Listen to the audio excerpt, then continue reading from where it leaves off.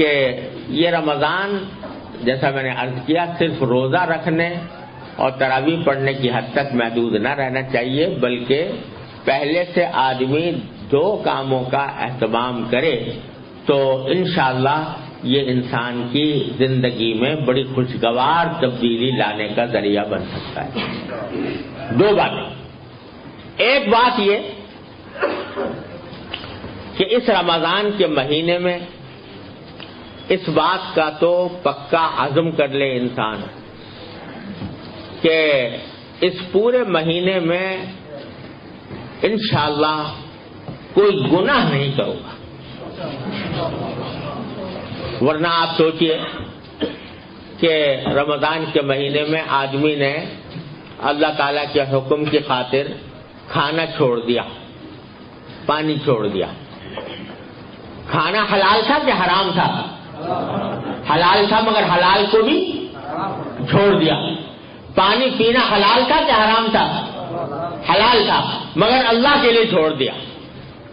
جو چیزیں پہلے ہی سے حرام ہیں، جو روزے میں یا غیر روزے میں دونوں میں حرام ہے، اگر وہ نہ چھوڑی تو پھر وہ روزہ کس کام کیسا ہوا؟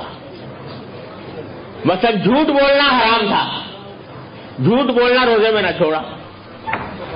غیبت کرنا حرام تھا، غیبت کرنا روزے میں نہ چھوڑا۔ کسی کے اوپر نامحرم پر لذت لینے کی نگاہ غرض سے نگاہ ڈالنا حرام تھا، وہ نہ چھوڑا۔ کسی کو لڑائی کرنا، جھگڑا کرنا، دوسرے کو تکلیف پہنچانا عام حالات میں بھی حرام تھا، وہ نہ چھوڑا۔ تو بھائی جو حلال چیزیں تھیں وہ تو چھوڑ دی رمضان میں، لیکن جو پہلے ہی سے حرام تھی وہ نہ چھوڑی، تو یہ کیسا روزہ ہوا؟ اس سے تقویٰ کیسے حاصل ہوگا؟ تو تقویٰ اس وقت حاصل ہوگا جبکہ حلال چیزیں تو چھوڑی ہیں، حرام چیزیں بھی چھوڑو۔ اس بات کا عزم کرو کہ کم از کم اس رمضان کے مہینے میں آنکھ غلط جگہ نہیں جائے گی، زبان کوئی غلط بات نہیں بولے گی، کان کوئی غلط بات نہیں سنیں گے، اور منہ میں کوئی حرام لقمہ نہیں جائے گا۔ یہ کیا بات ہوئی کہ سارا دن تو روزہ رکھا اور افطار کیا حرام غذا سے، ایسے آمدنی سے جو حرام تھی اس سے افطار کیا، دھوکہ دے کر فرض کرو کمائی حاصل کی، وہ حرام۔ سود کھا کر کمائی حاصل کی، وہ حرام۔ قمار کے ذریعے حاصل کی یا اور کسی غیر شرعی طریقے پر حاصل کی، وہ حرام۔ تو روزہ تو رکھا سارا دن اور افطار کیا حرام سے، تو وہ کیسا روزہ ہوا؟ اس سے کیسے تقویٰ پیدا ہوگا؟ لہذا اس بات کا اہتمام کرو کہ اللہ تعالی ہم سب کو اس کے اپنے فضل و کرم سے توفیق عطا فرمائے۔ رمضان کا مہینہ اس طرح گزرے گا کہ کوئی گناہ نہیں ہوگا،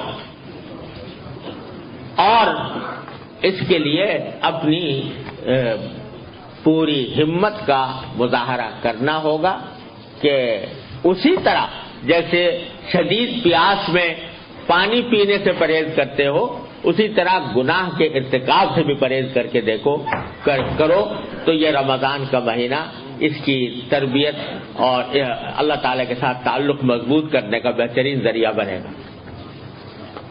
یعنی یہ تہیہ کر لیں کہ رمضان کا مہینہ اس طرح گزرے گا، اور اگر کسی کی آمدنی میں کچھ ناجائز عنصر شامل ہے، ناپاک، ناجائز، حرام عنصر شامل ہے، کم از کم یہ طے کر لے کہ رمضان کے مہینے میں میرا جو کھانا ہوگا وہ حلال آمدنی سے ہوگا، چاہے اس کے لیے کسی سے قرض ہی لینا پڑے، لیکن قرض لے کر کھا لوں گا، لیکن حرام چیز نہیں کھاؤں گا، حرام آمدنی کو استعمال نہیں کروں گا۔ یہ اللہ تبارک و تعالیٰ اپنے رحمت سے یہ ہمیں اس کے عزم کی توفیق عطا فرمائے۔ رمضان کا مہینہ اس طرح گزاریں گے، گناہ نہیں۔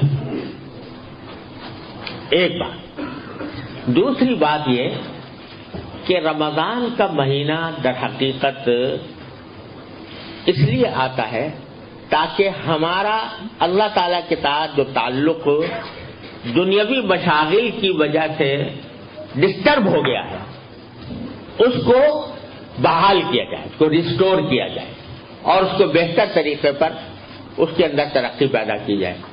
اس کے لیے دوسرا کام یہ ہے کہ نفلی عبادتیں جو فرض نہیں ہیں، واجب نہیں ہیں، لیکن نفلی عبادتیں عام دنوں سے زیادہ کی جائیں۔ مثلا قرآن کریم کی تلاوت یہ بہترین عبادت ہے، وہ جتنی زیادہ سے زیادہ قرآن کی تلاوت ہو سکے وہ کی جائے۔ اسی طرح بہت سی نفلی نمازیں ایسی ہیں جو عام دنوں میں پڑھنے کی توفیق نہیں ہوتی، تہجد پڑھنے کا موقع نہیں ملتا، لیکن اس وقت رمضان کے اندر یہ طے کر لیں کہ رمضان میں ہم تہجد کا بھی اہتمام کریں، یعنی اس میں آدمی سحری کھانے کے لیے تو اٹھتا ہی ہے نا، تو تھوڑا سا پہلے اٹھ جائے اور کچھ تہجد کی رکعتیں تہجد کی نیت سے پڑھ لے۔ اشراق تو اوابین یہ جو نفلی نمازیں ہیں ان کا عام دنوں میں اہتمام نہیں ہوتا، تو آدمی یہ سوچ لے کہ میں اس میں زیادہ اہتمام کروں گا۔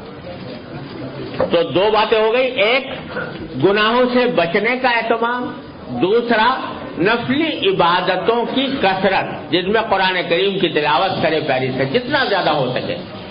حدیث میں رسول کریم صلی اللہ علیہ وسلم کا معمول یہ آیا ہے کہ ہر رمضان میں حضرت جبریل امین علیہ السلام آ کر قرآن کریم کا دور کیا کرتے تھے حضور اقدس صلی اللہ علیہ وسلم، اور جس سال آپ کی وفات ہوئی تو 2 مرتبہ دور کیا اس سال، تو اور پھر بزرگوں کا معمول شروع سے چلا تھا۔ قرآن کریم کو رمضان سے خاص نسبت ہے، تو بزرگوں کا معمول شروع سے چلا آتا ہے کہ رمضان کے مہینے میں قرآن کریم کی تلاوت کی مقدار اپنی معمول کی مقدار سے بہت بڑھا دی جاتی ہے، بڑھا کر تلاوت کرتے ہیں۔ تو یہ نفل عبادتوں کا اہتمام، گناہوں سے بچنا اور نفل عبادتوں کا اہتمام، یہ 2 باتیں، لیکن یہ اس وقت ہوں گی کہ رمضان کے آنے سے پہلے ابھی سے انسان رمضان کے لیے کچھ پلاننگ کرے،